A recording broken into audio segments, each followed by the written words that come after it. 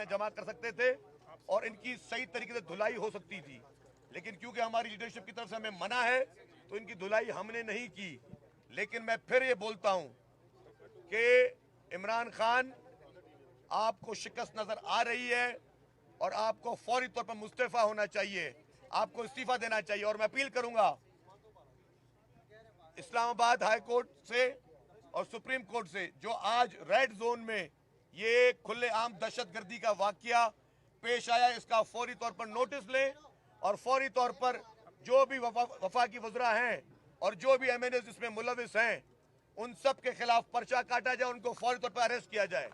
वरना अभी हम पीसफुल हैं, हमें मजबूर ना किया जाए कि इस तरह के वाकयात हम भी शुरू कर दें, जो कि हम करने के इस वक्त मूड में नहीं हैं, क्योंकि हमारी लीडरशिप की तरफ से हमें मना है। लेकिन हमें मजबूर ना किया जाए, हमारे सब्र का पैमाना लबरेज ना होने दिया जाए। जो भी सियासी चीजें हैं वो ऐवान में होनी चाहिए, ऐवान के अंदर अपने आप को डिफेंड करें।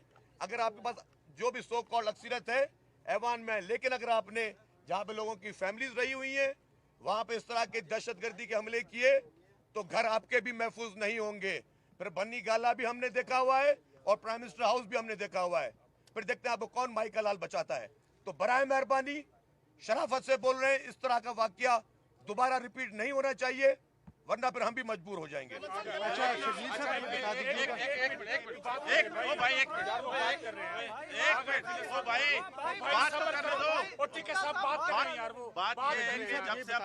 बात ये है कि जब से हम लोग सिंध हाउस में आए हैं, क्योंकि जब से हम लोग सिंध हाउस में आए हैं रह रहे हैं, तो अमूमन शाम को कोई पिक या बंदर कुछ आ जाते हैं, तो वो रोज की रूटीन थी। आज ये आ गए, इशू कोई नहीं है, लेकिन अब अल्लाह करे इसको बोला दमादम मस्त कलंदर करे। आप हम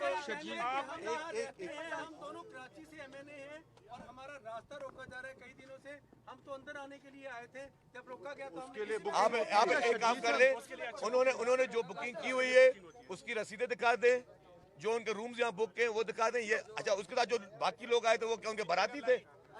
अच्छा शर्जील साहब ये बता दें, अभी कौमी असम्बली का इजलास नहीं बुलाया गया, लेकिन उससे पहले ये इत्तेसादम का सूरत हाल पैदा हो गई है, इससे निपटने के लिए आप लोगों ने क्या कोई असम्बली बुलाई है?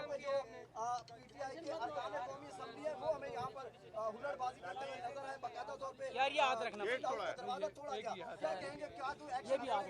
देखिए जी, अनफॉर्चुनेटली इमरान खान ने पूरी कौम को रुलाया और आज अल्लाह ताला के फजल करम से इमरान खान और उसके जो चंद बचे हैं अरकान वो रो रहे हैं। ये जो शिकस्त खुर्दा अनासिर होते हैं वही इस तरह की हरकतें करते हैं, जिनको अपनी फतह का पता होता है वो ऐवानों का इंतजार करते हैं।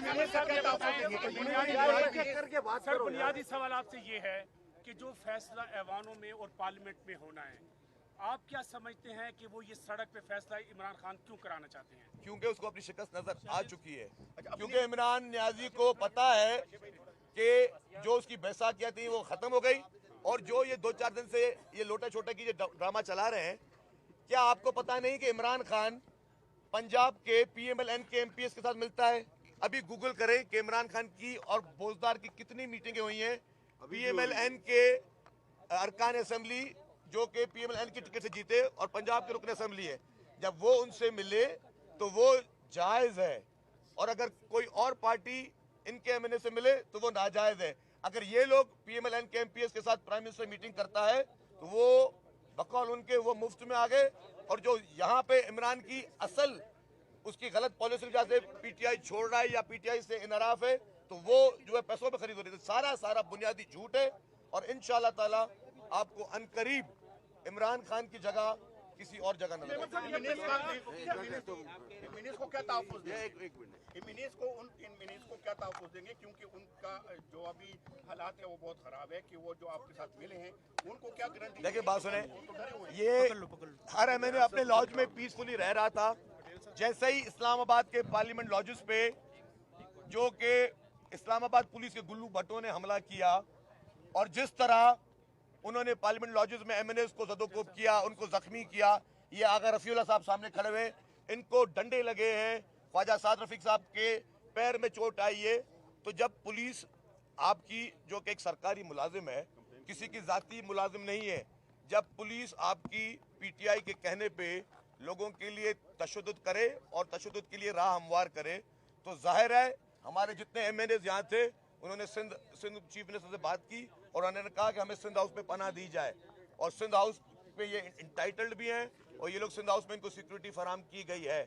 लेकिन अनफॉर्चुनेटली जो इस वक्त जो भी शैतानी दिमाग इमरान खान का चल रहा है और जिस पैनिक में मौजूद है वो और जिस तरह की हरकतें कर रहा है, मैं समझता हूं कि ये चाहता है किसी न किसी तरीके से तसादुम की सियासत हो ताकि बात वोटिंग तक ना आए। हम लोग जितने पार्टियां हैं वो चाहती हैं कि तसादुम ना हो, फैसला ऐवान के अंदर होना है। मेमन साहब ये फरमाइएगा कि आज जो विफाक की तरफ से विफाक की हुकूमत के एमएनएस का सिंध पे हमला हुआ, आप इसको 18वीं तरमीम पे हमला समझते हैं? Thank you. मैं समझता हूं जी ये पाकिस्तान की सालमियत पे भी हमला है जो कि वफाकी हुकूमत की तरफ से किया गया है।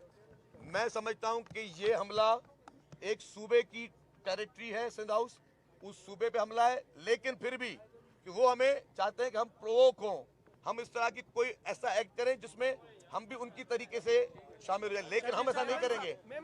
हमें पता है कि सिंध में कौन कौन से वफाकी हुकूमत की दफातर हैं, हम ये सोच भी नहीं सकते, ना हमारा कोई ऐसा एक्ट होगा, क्योंकि हम जमहूरी लोग हैं, आईनी लोग हैं। ये गैर जमहूरी गैर आईनी दिमाग का आपका प्राइम मिनिस्टर अनफॉर्चुनेटली आप पे इम्पोज हुआ है जो कि अनकरीब खत्म हो जाएगा।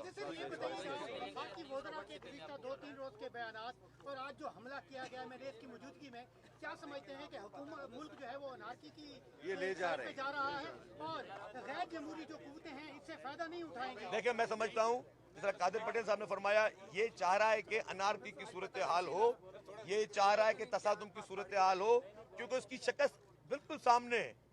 जिस शख्स के पास इस वक्त 172 वोट नहीं है जो कि आया हो गया है, ना ही ये वजीर आजम इस वक्त इसकी कुर्सी महफूज है, जो वफाकी वज़रा हैं सारे कलअदम हो चुके हैं, ये खत्म हो चुके हैं, तो ये जबरदस्ती बैठे हुए हैं और उनके पास इस वक्त एक ही इलाज है कि अनारकी हो, तशद्दुद हो, पार्टियां रोडों पे वर्कर्स आपस में लड़े, लाठियां चले, गोलियां चले। लेकिन अपोजिशन इतनी मिच्योर है, वो ये चीज नहीं चाहती। अपोजिशन नहीं चाहती कि तसादुम हो। हमारा शुरू से एतबार पार्लियामेंट पे है और आखिरी भी हमारी जंग पार्लियामेंट के अंदर हम लड़ेंगे, रोडों पे नहीं लड़ेंगे।